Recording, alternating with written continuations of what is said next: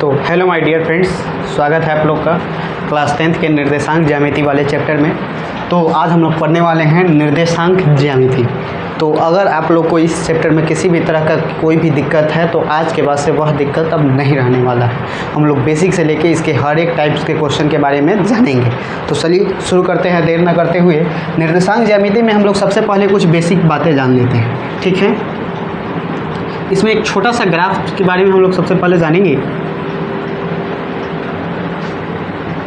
ये जो ग्राफ होता है इसमें आपका ये जो बिंदु होता है इसको हम लोग बोलते हैं मूल बिंदु।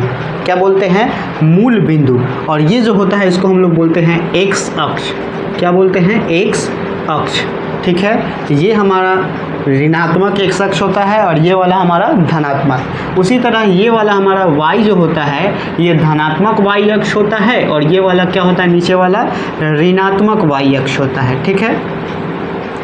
ऊपर वाला धनात्मक, नीचे वाला ऋणात्मक, इधर वाला आपका प्लस होता है और इधर वाला माइनस होता है। एक बेसिक बात आप लोग जान लीजिएगा, तो ये वाला जो होता है यहाँ पर क्या होता है? जीरो। यहाँ पर x भी जीरो होता है और y भी जीरो, इसलिए इसका जो मूल बिंदु का निर्देशांक होता है, क्या चीज़? मूल बिंदु। मूल बिंदु का जो निर्देशांक होता है आपका वो कितना होता है? 0,0 होता है। ये जो आप हम लोग ब्रैकेट में कॉमा बाई कॉमा देकर लिखे हैं इसको हम लोग निर्देशांक कहते हैं। क्या कहते हैं? निर्देशांक। तो मूल बिंदु का जो निर्देशांक होता है वो क्या होता है? 0,0। एग्जाम में पूछा जाता है तो इसको आप लोग ध्यान रखिएगा, ठीक है। अब हम लोग देखें तो ये जो हमारा हो गया ये 1 हो गया, ये 2, 3, 4, 5, 6। ये जब भी ऐसा मतलब अंक लिखिएगा तो एक चीज़ का ध्यान रखिएगा, ये जो आपका दो अंकों के बीच का जो गैप है ये हमेशा क्या होना चाहिए? समान होना चाहिए। ये ना कि आप ये वाला गैप यहाँ दे दें और दूसरा गैप यहाँ और तीसरा गैप यहाँ, तो इतना भी दिक्कत नहीं आना चाहिए। मतलब समान होना चाहिए, नाप के तो नहीं लिखेंगे लेकिन अंदाज़ा से समान होना चाहिए। चलिए सबसे पहले हम लोग इसको रेडी कर लेते हैं।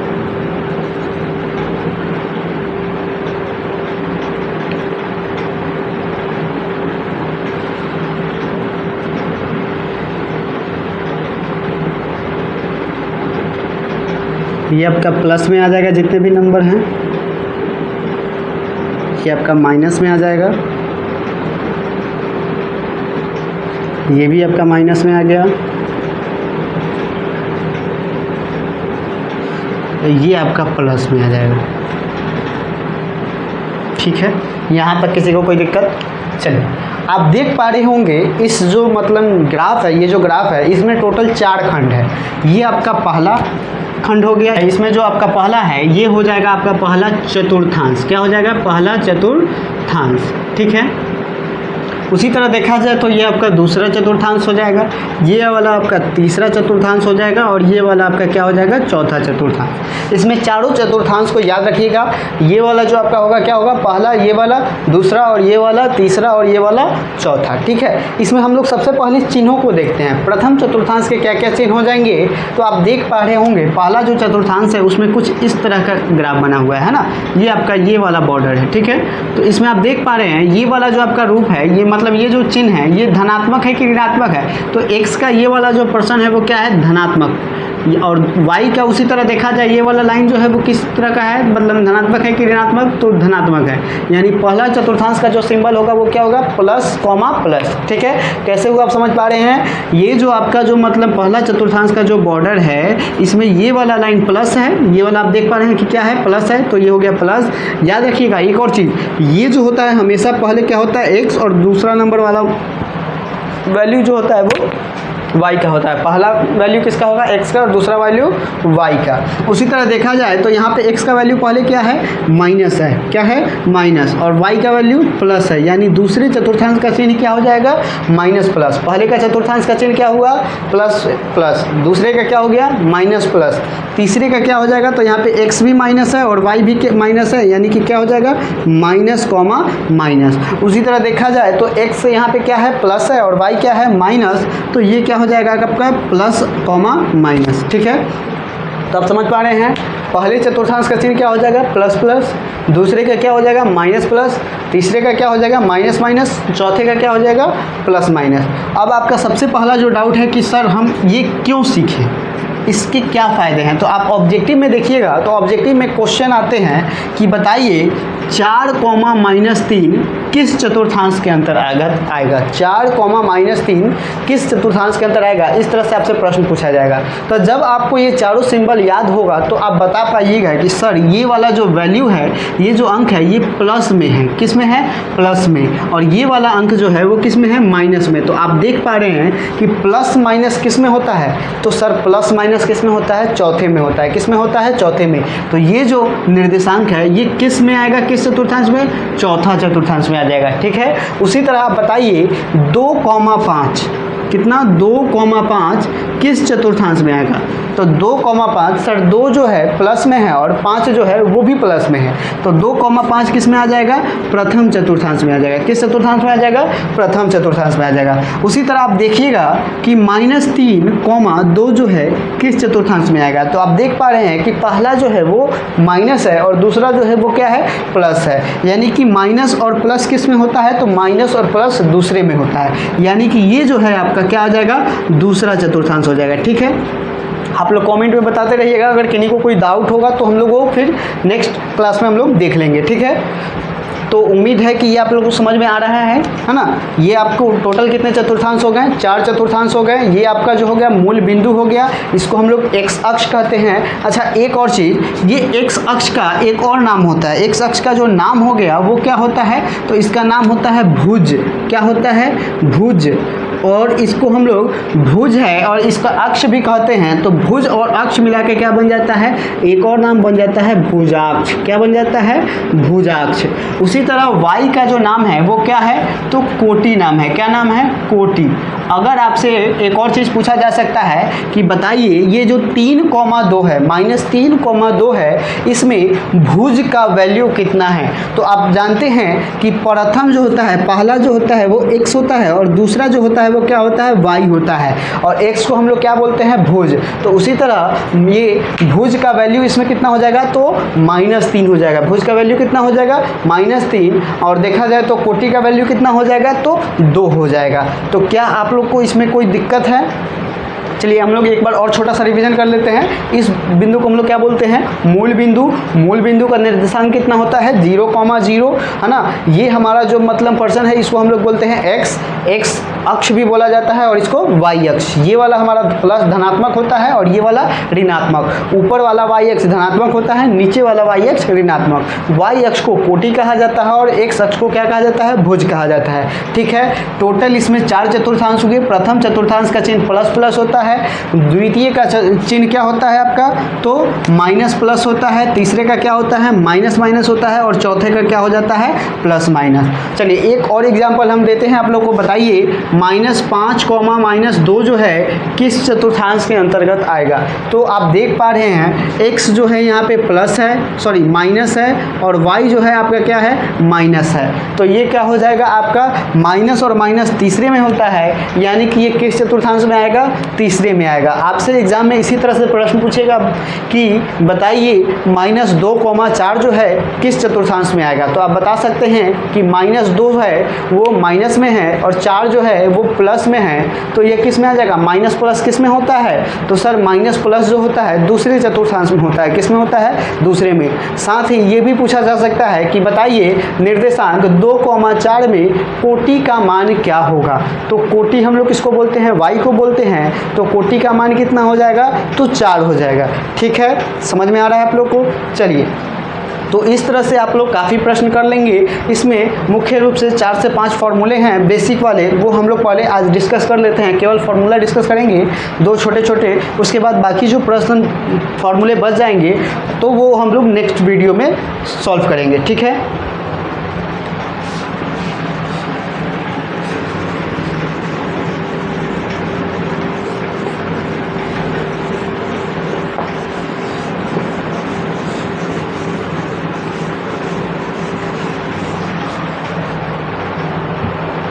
सबसे पहला और बेसिक फार्मूला जो बनता है इसमें आप लोग का, वो बनता है मूल बिंदु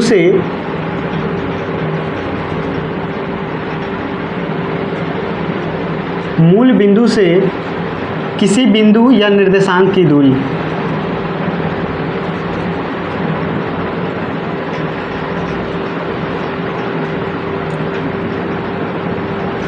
तो वो क्या होता है आप लोग का root under X square plus क्या हो जाता है वाई स्क्वायर।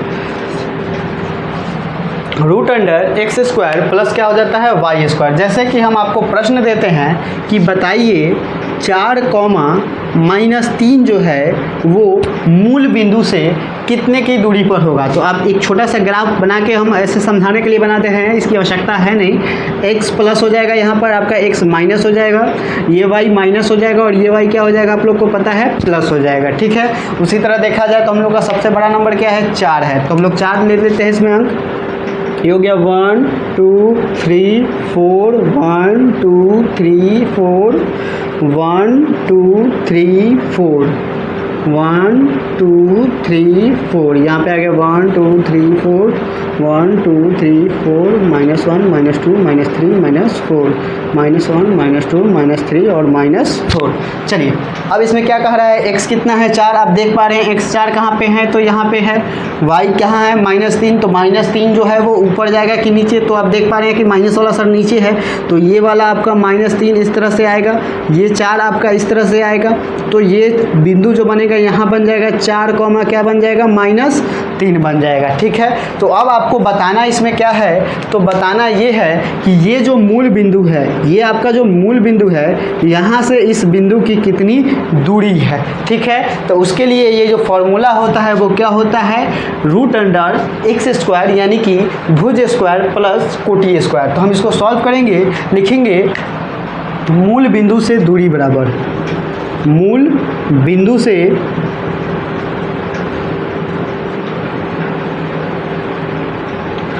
बिंदु से दूरी बराबर क्या आ जाएगा formula root under X square plus क्या हो जाएगा वाई स्क्वायर। आप देख पा रहे हैं x का वैल्यू कितना है, तो x का वैल्यू 4 है, तो यहाँ हम लिखेंगे 4 का स्क्वायर। ठीक है, उसी तरह y का स्क्वायर कितना हो जाएगा, तो y हमारा -3 है, तो -3 का स्क्वायर। 4 का स्क्वायर कीजिएगा आप लोग का कितना आ जाएगा 16 प्लस 3 का स्क्वायर कीजिएगा तो 3 का स्क्वायर आ जाएगा आपका कितना 9 और माइनस माइनस आपका प्लस हो जाएगा।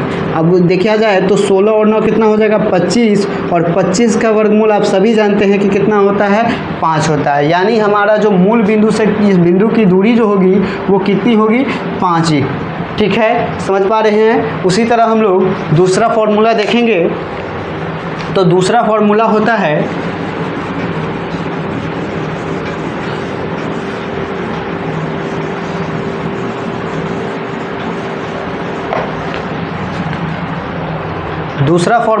है किसी बिंदु से दो बिंदुओं के मध्य की दूरी, दो बिंदुओं के मध्य की दूरी,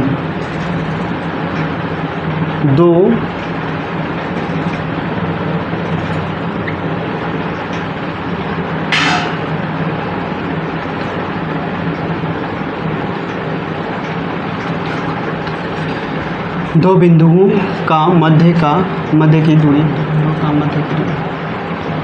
की दूरी क्या होता है फॉर्मूला,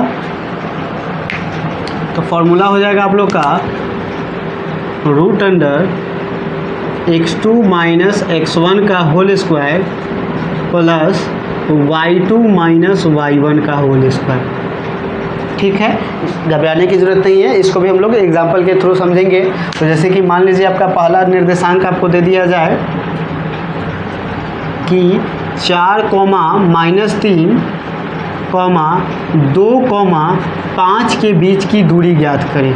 ठीक है, आपको दो निर्देशांक दे दिया गया 4, -3 और 2, 5, इन दोनों बिंदुओं के मध्य की दूरी ज्ञात कीजिए।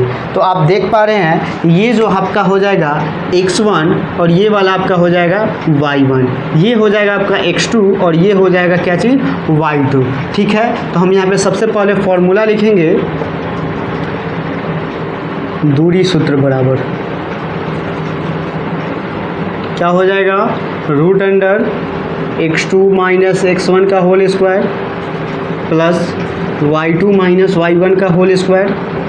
ठीक है, x2 कितना है, तो आप देख पा रहे हैं x2 कितना है 2 माइनस x1 कितना है तो 4 इसका होल स्क्वायर कर देंगे प्लस y2 कितना है तो y2 हो जाएगा आपका 5 माइनस y1 कितना हो जाएगा तो -3 हो जाएगा। कभी भी दो चिन्ह एक साथ नहीं लिखते हैं, ठीक है। तो 2 में से 4 घटेगा आपका -2 का होल स्क्वायर प्लस ये हो गया आपका 5 और माइनस माइनस क्या हो जाएगा +3 का होल स्क्वायर। आप देखेंगे तो 2 का स्क्वायर कीजिएगा आपका आ जाएगा प्लस में 4 प्लस यहाँ पे आ जाएगा 8 का स्क्वायर, ठीक है। तो आपका आ गया 4 + 8 का स्क्वायर कितना होता है 64 होता है। 64 और प्लस 4 कितना हो जाएगा 68 हो जाएगा, ठीक है। अब इस 68 को हम लोग वर्गमूल बनाएंगे तो इस तरह से हम लोग तोड़ सकते हैं 68 का एलसीएम निकाल के। एलसीएम निकालिएगा तो आपका कितना आ जाएगा 34 आ जाएगा, फिर 2 से निकालिएगा कितना आ जाएगा 17 आ जाएगा। यानी कि हमारा जो रूट से बाहर आ जाएगा वो क्या क्या आ जाएगा तो आप देख पा रहे हैं 2 × 2 × 17 आया, ठीक है। इसमें ये जो 2 है ये कॉमन है। आप जानते हैं कि हम लोग वर्गमूल बनाते हैं तो वर्गमूल में जो नीचे वाला पर्सन होता है वो अगर वर्गमूल में जो 2 कॉमन होता है उसको हम एक ही वैल्यू देते हैं। वर्गमूल में जो 2 अंक अगर सेम होते हैं उन दोनों का एक ग्रुप बनता है और एक ग्रुप का वैल्यू हम एक ही लिखते हैं। यानी कि आपका क्या आ जाएगा इसमें से ये दोनों कॉमन हैं तो ये बाहर आ जाएंगे, बचा कौन तो 17 का अगर कोई दोस्त नहीं है तो ये अंदर ही रह जाएगा, ठीक है। तो इसका जो आंसर हो जाएगा कितना हो जाएगा 2√17, ठीक है। अगर आप लोग चाहते हैं इसका ग्राफ बना देना तो अगर ग्राफ बना के हम लोग समझना चाहें तो देखिए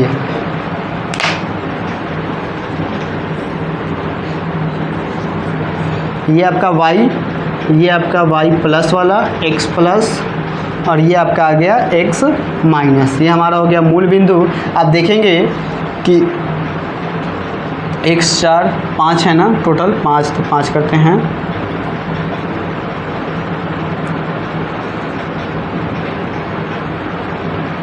इस पर नंबरिंग डालने की आवश्यकता नहीं, आप लोग समझ चुके हैं। अब आप तो x कितना है आपका 4 है तो x 4 ये हो गया, y कितना है तो -3 है तो -3 यहाँ से आएगा और ये 4 आ गया।